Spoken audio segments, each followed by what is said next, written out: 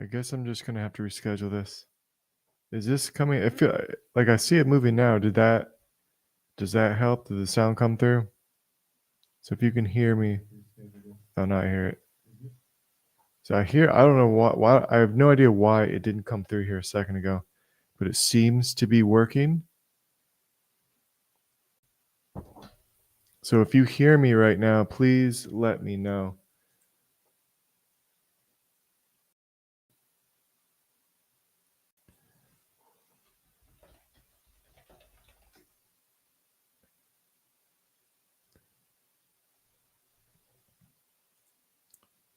Are we good, Robin? You heard me? Coming in loud?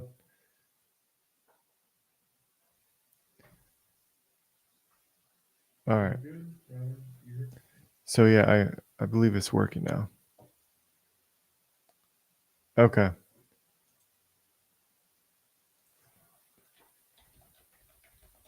All right, we will start here in just 1 second.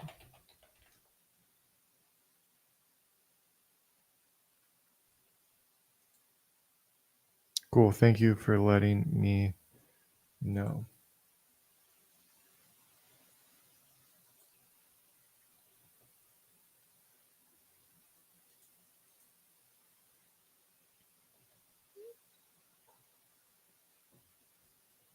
All right. Perfect. Perfect. All right. So, yeah, we'll start here. This is a brief talk on how to quiet the mind.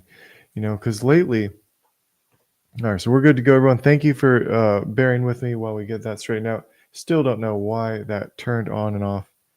But either way, we're good to go. We're here. We're going to be talking about meditation. Meditation has been a huge, huge thing for me in the recent memory because it has always been something where I just was really, really good at it, but I never talked about it. I never really told people too much. I never made a big deal about it. But meditation was something that really brought me to incredible heights, clarity, just overall increase of well-being that is just tremendous, tremendous well-being. And now that I started teaching about it, the number one biggest hurdle of meditation is not being able to clear the mind. Overthinking. How do we overcome overthinking so that we can quiet down and make some progress? Because that's what's happening. We need to quiet the mind because once you quiet the mind, it is just a smooth sailing ship. So I always like to tell people, when you sit down to meditate and you can't quiet your mind, the hardest part of meditation is the very beginning. It's just starting, you know. So once you get over the beginning, everything gets easier the more and more and more time and discipline you put into it. And then when you sit down, what used to take me 30, 40 minutes to do, I can do in just moments, because I have that muscle memory open and I've learned to get over the greatest challenge that one will face, and that is overcoming overthinking. So we've all had racing thoughts, intrusive thoughts, inability to sit down, and just a barrage of obligations from last week or the week coming up, TV shows running through your head, bills due coming up in a week, or the things you need to do tomorrow. We've all had that problem where the mind just won't turn off, and it's just a looping pattern of the chaos, the chaos that is our life. The grocery list, all the way to the text messages that you're reading. So it's not easy to quiet your mind, but with enough discipline, we can do it. So what happens is the very first thing that we need to address when we want to, be truthful with ourselves, say, hey, I need to quiet the mind. I need to get over this overthinking. So what's the first thing that we do? You have to have the desire. You have to begin with the desire to actually want to help your mind. And it sounds silly because it's so simple, but it's easily overlooked. but all things begin with desire. All of creation begins with the desire to do so. Do you want to make a change? Do you want to evolve? Do you want to grow? Do you want to develop? Well, it all starts with that initial desire to want to change. So that's where we begin. So take the time, to sit down and say, I really want to help clear my mind. I want to address this in a uh, serious way so I can actually make some improvements, not just have it be this chore that's just dragging behind you like a ball and chain that you might get to at some point or another. So on that note, we begin with the desire to do so, and then we do our best to achieve sincerity. Another thing that is easily overlooked: sincerity is how we communicate with our own personal creation. That's when we really tap in to the baseline of, this is my bottom layer of my truth, when you become sincere. So find sincerity in that desire, and the strength of that desire will be translated as you begin your practices and getting over that hump and that challenge of overcoming overthinking. So first thing, desire, then find sincerity. And you'll know if you have one foot in and one foot out. If you just maybe kind of want to get a little better. You can't fool your higher power. You can't fool your subconscious self. It knows the truth. But it takes that lower mind to really want that desire, really foster that energy to create the change. So that's what starts the momentum, because everything that happens with the mind is like an inertia. So we need to overcome that inertia of that overthinking. So we do so with desire, sincerity. Now, the other thing to take note of, this is just kind of like a prepping ourselves to see where we're at. What type of thoughts? Become aware of what type of thoughts that you're having. Is there a particular theme? Is there a particular worry or an insecurity that is constantly popping up? This is the basis in the beginning of self-awareness. To become aware of, well, I just stopped and really thought about it. Why do I continually think about all of my bills that are due every single week? Well, maybe it's because you don't feel comfortable. There's still a lack of security that causes the mind to race. So that's the next thing we want to do, is just to become conscious, just to become cognizant about why you're overthinking. Is there a trend? Is there a reason? And then if there's a reason, well, can we find a solution to that reason? It might be as simple as, paying your bills on time, or uh, working harder to give yourself more free time so you're not stressed with these timing obligations, whatever reason you have. So that's where I always recommend beginning. Desire to do so. Become sincere about that desire. How truthful is it? And then after that, when you do go to sit down to meditate, is there a common theme that's popping up? So it's good to be self-aware about what is arising in your mind. The next thing that you want to be aware of is that taming the mind is something that never stops, especially in the evolutionary position of our human consciousness. Everyone, the human collective, we as a collective, our minds are very weak. They run amok at the drop of a dime. Even myself, I have very, very good clarity. But over the years, it still takes discipline and practice all the time, because your mind just wants to loop. It wants to wander. It wants to daydream. It wants to think of everything else but what is actually happening, in reality. So just be aware that it's something that you always have to tame. It's like a wild animal, wild cat that it's like you're bringing in a feral cat to your house. It's something that never stops. Even when you do have your moments of clarity, that wildness comes back and brings you right out of it. But So, next thing, it's the inertia that we're trying to overcome. It's the inertia that we're trying to overcome. So, it's going to take a lot of inertia to stop that snowball that's been going down that hill for your whole life.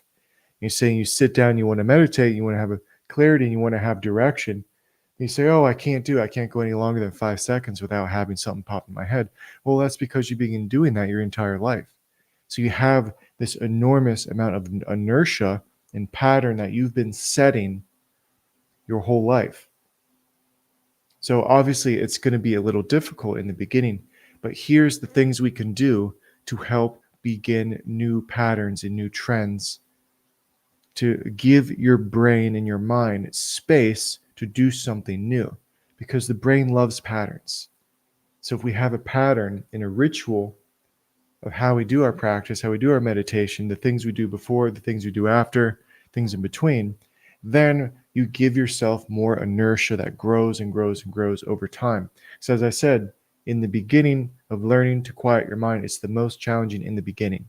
It's almost not fair. It's like the final boss is your first thing you face. But after that, it's easy. It's easy. Okay, so first thing we want to do with recognizing the need to overcome overthinking is that you want to start with your physical body, because we want to be able to sit quietly. We want to be able to tap into higher states of consciousness, deeper states of perception. And I always say start with your physical body. Now, number one thing, if you're drinking boatloads of caffeine a day and you don't know why you can't quiet your mind, you start there. That's the simplest thing. That's the most common thing that I see is, especially people who have anxiety or they're anxious. You're like, oh, I suffer from anxiety. Well, how much coffee do you drink a day? Oh, I wonder. And they don't realize there's an obvious correlation between caffeine, being anxious, having an overactive mind. So, first things first, address your caffeine intake. Now, we don't all have to be renunciates. We don't have to be getting rid of all of our joys and our little things in life. So you don't have to stop caffeine. It's not about that. It's about when you consume your coffee or whatever else. Because your most clear, typically speaking, generally speaking, is when is the morning. It's after you wake up. Sometime in that morning is where you're going to be the most clear and most ready to meditate, to sit down, clear your mind, and start your day off fresh, not having any worries, not having any stresses, and just centering yourself so you can start with a clear mind moving forward. It's a really simple thing to do if you're just starting out meditating or trying to overcome overthinking, is that I'm using this time in the morning just to sit, even if it's only 5 minutes, to just, all right, I'm starting and I'm centering myself to be still, even if it's just for a minute or two with no thoughts. Say, okay, boom, now we begin the new day fresh. That's as easy as you can get. So, physical body, we need to start with, are you drinking a lot of caffeine? Don't drink caffeine before meditating. Don't drink caffeine before sitting. And if you are, really have a bad problem, then maybe you want to cut it out for a little bit of time, or switch to something that's not so abrasive, such as teas. Next thing, food in your system. Having a lot of food in your system is going to slow you down. It's going to have a big effect on your mind, depending on how much you had. So always meditate or begin this practice on an empty stomach if you can. Now, obviously, these are just rules of thumb. They're just generally speaking, you're going to have more success the less food you have inside your system, because it really does have an effect on your body and mind. All right. So, first two things, caffeine, don't eat first thing, especially big, heavy, greasy meals. It just weighs you down. And it's nearly impossible for me to have a big meal. All right, I'm gonna go do my most profound meditation. It's just just not happening. We almost always get tired after a meal. So plan your meals afterward if you can, or just be as light as you can. All right, so next thing, too much stored energy. We are so stagnant. There's so much stagnancy around, so much stagnancy. We have so much stored energy. We have to get that energy out. That's a big part of why our mind can't settle, because we don't move enough in the day. Get out there, go exercise, go walk a mile a day. Everyone can do a mile a day. And then maybe you can sit down and have a quieter mind afterwards. So that's another thing that's very common and an easy fix. It's a very common problem to happen. We have too much stored energy. Get into a routine of working your body up, having a clear mind, and having a worked out body are just enough to burn off all that stored energy. Super, super helpful, especially in the beginning. So these are where you want to start first. If you're really having a problem, walk around. Maybe just do a meditation where you're just walking around the block and just focusing on your breathing, focusing on your steps, just being present, being mindful of the sidewalk, of the air, of the temperature, of the cars moving by. Just be mindful in your walking. Next thing I do this every single morning, is that I stretch. Stretching and yoga are very, very helpful. Getting the energy, the circulation moving. I rarely just jump into meditation in the morning. I rarely just sit down and say, I woke up, drink some water, sit and meditate. I have to stretch. I got to get a little circulation moving. I got to, get a little burn going. So I do some push-ups, stretch the biggest parts of my body, like your legs, your spine, any type of spine work to get more circulation moving. Get a lot of air coming in. Sun salutation is a big one. Anything to get the whole body burning. So do yoga, do stretching, do something, just get circulation moving before you sit down. This will help burn off and get you centered. That's what I do every day before I sit down and start meditating. And also, same goes for if you get sleepy. Now, I always recommend meditating in the morning, but we don't always have that opportunity. So any time to meditate is the best time. But if you are getting sleepy, which is another common problem, same thing. Do a little exercise, do some jumping jacks, get your blood moving before you sit down, because there's nothing worse than trying to sit down and then falling asleep or not having enough awareness or grounding to continue the meditation. So that's a big one. Now, the next thing we could do is so all of our stress, all of our emotions, all of our thoughts, unless we have a way of clearing that energy, we hold on to it. We hold on to all that energy. We hold on to all of that stagnant energy. It collects around us. Just like someone living in a room for a long time, every now and then you have to open the windows, get some fresh air in there.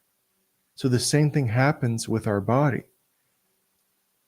And that's why salt water is the great cleanser of our whole entire energetic field. So if you have access to salt water, get in that ocean, swim around. But not all of us do, obviously.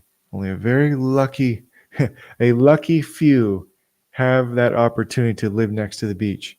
But the ocean is the greatest cleanser. There hasn't been a time where I was swimming in the ocean for it does take about 10 minutes of moving around, treading water, and then you're fresh, you're clear. But the next best thing we can do is get in a bath, get hot water. Especially if you're stressed out and you really can't get your mind quiet, get in some hot water. Almost always we have an immediate relaxing effect, because that heat does tend to trigger our survival a bit. So when that triggers that survival, that chattering mind usually shuts down immediately. immediately. Same thing with cold water, which I highly recommend cold water soaking for a minute or two, a few times a week. The boost in endorphins and dopamine is just lasts for hours and hours, and it will shock you right out of your overthinking mind. And that's kind of a funny experiment. If you have a tough time quieting your mind, see what happens when you get into an ice bath. What happens to your mind? It literally stops immediately. You're no longer thinking of all of those worries and obligations and stresses. They go away immediately, because what truly matters to consciousness is survival. And you learn that when you get into the cold. That survival jumps in and you say, oh, this is what's real. All of those illusionary thoughts is just smoke and mirrors. It's meaningless. It's meaningless compared to that cold water shock that brings you to life, to realness. So that's another big way to jumpstart clarity, is to get into a cold water and watch what happens to your mind. Shocks all those worries right out of you. But not always the easiest to do. So that's why we have Epsom salt. Get some Epsom salt, throw that in a bath, soak. If you don't have a bathtub, you can get that Epsom salt and just scrub your body down and act as if you're just literally scrubbing all your thoughts and your worries away. So Epsom salt is a really fast way to help quiet the mind. Next thing, a lot of that the overacting mind is this. So I'm going to just briefly describe the dynamics between our expression, our thinking, our feeling. And that is when, so we have, a lot of us have stressful lives, just surviving, is it just surviving is difficult out here. So you have the need to survive, which is a stress. You have all the bills, the shelter we have to keep, all of that. For a lot of us, that can be a stress. So we keep that. So, but if we don't have a way to express that, it builds up. Same thing with our emotions. If you have all the stress of the day, the stress of our job, our work, all of our relationships, that can be stressful. And if we don't express it or have a way to release it or clear it, it bottles up. Where does it bottle up? All of that energy, that emotional energy we have a feeling, say, oh, I feel good, or I feel bad. You say, oh, I feel bad, but I can't get it out for whatever reason. So that energy backs up in the throat and in the neck and in the shoulders. And I just did this experiment this morning with my Theragun, which is like a massage gun. And as I was going through my whole body, it's the neck that gives the most relief to your overactive thinking. So find a way to massage the neck. Now, obviously, getting a massage is a really beneficial thing you can do for your whole body, because when you have someone squeezing and manipulating, they're squeezing the sponge of your body. And your body's been holding on to all those thoughts, holding on to all those emotions, holding on to all that stress. So you need a way to actively clear and release all of that stuck, stored up energy. But if you do have access to like a massage gun, which I have, one's called the Theragun, kind of expensive, but really sturdy, heavy duty. I went all down all my neck, all my shoulders, and boom, instant clarity, even for myself. I was like, wow, that really makes things easier. So the physical body is a huge reason why we can't get our minds to be quiet. So we have to address the physical body. So salt water, massage, Theragun, especially in the neck and shoulders, you just carry so much of that stress, all those emotions, they're stuck in your throat. Another exercise and technique. So when you do get a massage or you do have someone work on your neck with, even if you do it yourself, be conscious of what comes up when someone's working on your neck and or your shoulders. Be aware, because you store different feelings, you store different energy in different parts of your body. So it's always good to be cognizant. Yeah, so much of our chaotic expression can be relieved through a neck and shoulder massage.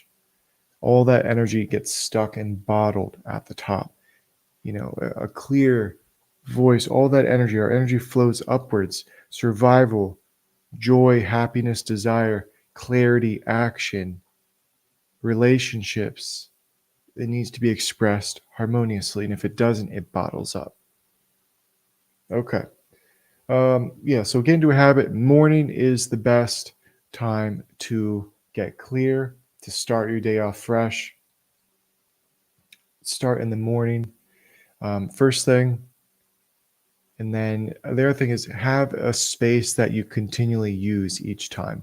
I don't recommend your bedroom or at least your bed at the very moment. You can, but in our house, there are particular energies that build up in that areas and that facilitate those areas. So when you're in your bed says it's time to go to sleep. So you don't necessarily want to go meditate in your bed. You want to meditate somewhere else, another, preferably a space that you always use that's just used for meditation because it builds up that energy. Your brain gets used to it. Just like going to the gym, your body's already firing off all these little chemicals to say that it's about time to start, doing all the ripping and the tearing and the exertion. It prepares you before it. So the same thing happens with meditation. If you have a space that you always use, your brain says, "Oh, it's time to get quiet." So use that as your advantage. All right. The next thing that's kind of a fun technique is to get the elements involved because when you try to quiet your mind, it may be really hard to do it without some type of external help, something that can help us focus until we get used to that discipline of having clarity. So, we're going to talk a little bit about how the elements can help us. And my favorite one is fire. Now, most of us can't just start a fire and meditate next to a fire, but all of us have been around a fire and you realize the relaxing quality that arises when that happens. Everyone can just be staring at a fire for long periods of time. It's such a soothing thing. Fire is something that clears everything. It doesn't matter what goes into the fire, it will all go back to the same source. It will be cleared and turned to ash. All turns to ash. It doesn't matter what it was before. That's one of the wisdoms that fire kind of teaches us is that it doesn't matter what it is, it can be cleared. So meditating around a fire, very helpful of clearing the mind. Sometimes lighting a candle can be super helpful as well. Be careful with candles, they can burn houses down. But the other thing is, there's an energetic, non physical quality to fire that's really beautiful.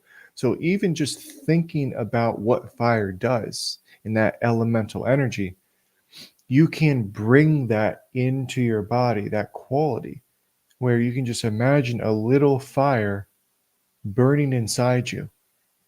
And when a random thought comes up, you just bring that fire to the thought and allow it to dissolve to nothing in the exact same way as a fire would to a log or a piece of paper or whatever else. So that's something I use fairly often. That technique, just allow it to dissolve out of you, burn it out of you. Next thing, water. Water is a really peaceful sound. This will help your mind become a little more clear because it has that continuous fluid flow. So if you have the resources to purchase some type of little waterfall or some type of little machine that has a little trickle noise, that can help as well. Water needs to be moving. Stagnant thoughts, overactive mind is the equivalent of gunk and sticks and debris blocking a flowing river. So when we have thoughts and they pop up, just allow them to flow on down and return back to that clarity. So water can also help you just be more peaceful, concentrate a little easier while you're trying to reset yourself and still all the chaos from the days before. And on that note, house plants, super helpful as well. Living things around you, very, very helpful to have house plants. If I could, I don't have much of a green thumb, but if I could, I would have house plants everywhere because you can just feel the life. And on that note, get outside. So many of us are stuck behind computer screens and laptops and just electronics day in, day out. There's no reprieve. Go to a park, go to a forest, go somewhere where there is no more Wi Fi and internet connection, and just to be out of the hustle and bustle of the urban city centers. That's a tangible energy. Getting out into the forest is a great way to jumpstart clarity. You know, all those trees, all those plants, and all that life, they act as little scrubbers and they can help very, very much. So get out, get yourself out into a park and recenter there. Same thing with the air. Air is a really beautiful way to just be conscious of your body, just feeling the wind on your body, on your skin. Allow that wind as a lesson from the wind to just take your worries away. All right. Last thing to help us with a clear mind is to limit your screen time. Screen time before bed is bad. You don't want to do it within a few hours if you can, especially right before. You know, I know all of us have lives and we got things to do, but at least, 30 minutes before you actually go to sleep, I would recommend, obviously, as long as you can. All of that you watched, Netflix and Hulu and all that other stuff, all of it just gets pumped right into your mental body. And you literally carry all of that information around you. There is so many times where I'll be meditating and then a TV show will just flash back in. But I have the discipline now to just push all that out and get it away from me. But there is resistance that comes back out. So same thing happens with your phone and everything you're just flashing and burning into your mental body before bed. So limit all that screen time before bed. Get yourself clear. Because another thing about getting clear is just kind of a little tangent. Dreaming, making proper use of your dream time is super, super important. I dream every single night, and it gives me lessons and knowledge about what I need to do to better myself on a daily basis. So that's a workshop that I do. Maybe actually that's going to be my next 4-week series on dreaming. So lucid dreaming workshop, that's going to be coming up next here. Another thing that people do to help clear their mind and overcome overthinking is they can use crystals. Now, crystals help for a variety of reasons. When someone who has no meditative experience is told to just sit down, quiet your mind, they're going to have a challenge. It's going to be difficult. But when you add the use of crystals, it's something they can feel. It's something they can hold. They can feel the texture. And eventually, if you teach them how to connect to the crystals, they can open up a new vibration within themselves.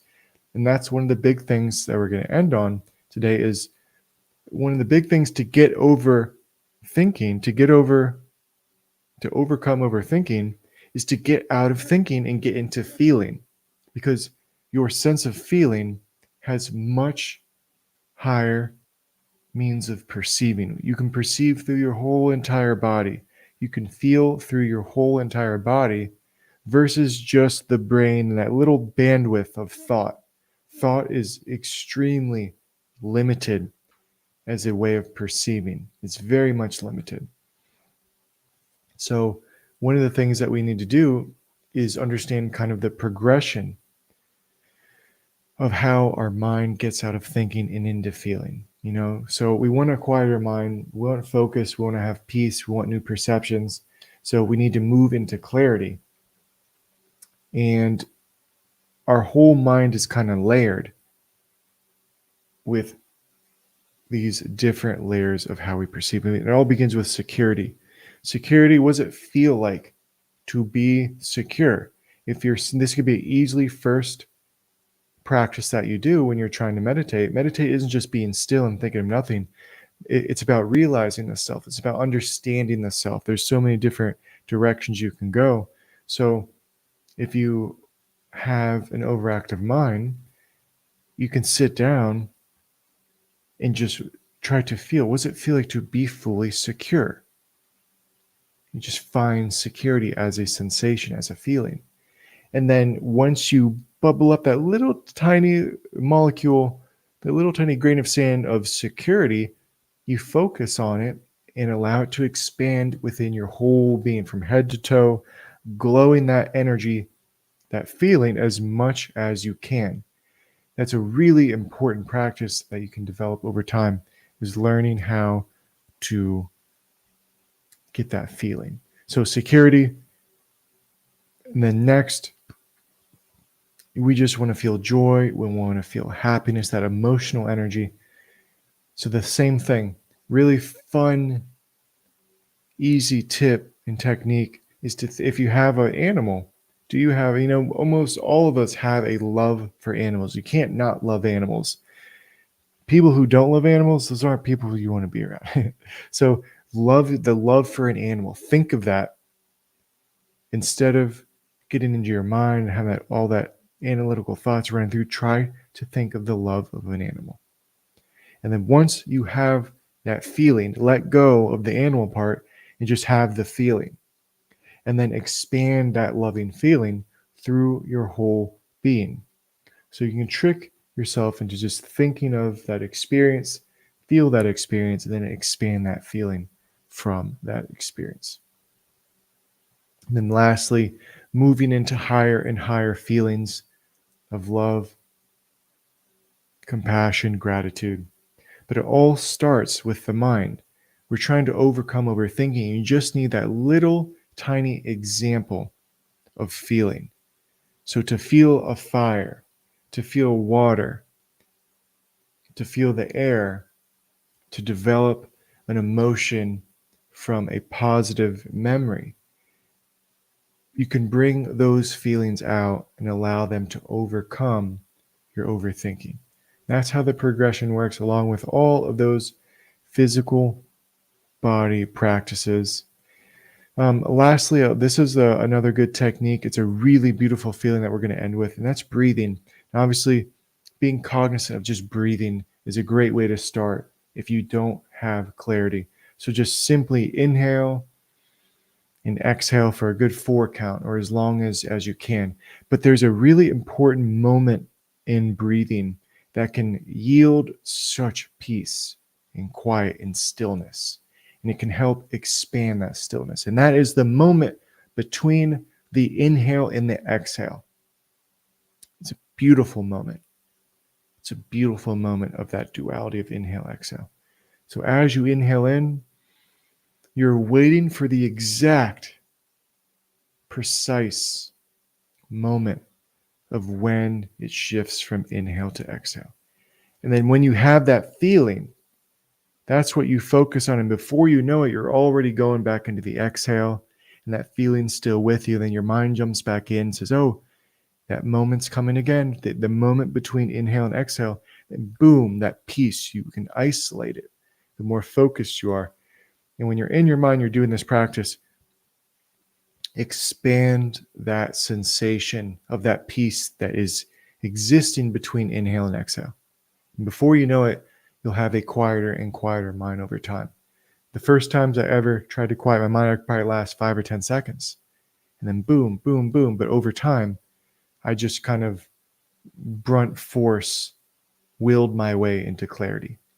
But these are easier techniques that you can do that will provide some beautiful success. So these are some simple ways to overcome overthinking for a quieter mind. I hope that helps. I've been teaching meditation series the last 3 months now.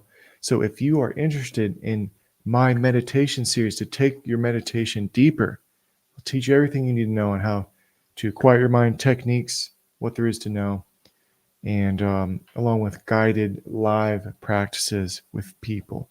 So, and as I said, I'm going to be offering another workshop kind of related to meditation. That's lucid dreaming. Lucid dreaming meditation. I mean, lucid dreaming workshop is going to be coming up pretty soon. So thanks for having me, and I look forward to hearing your success in meditation.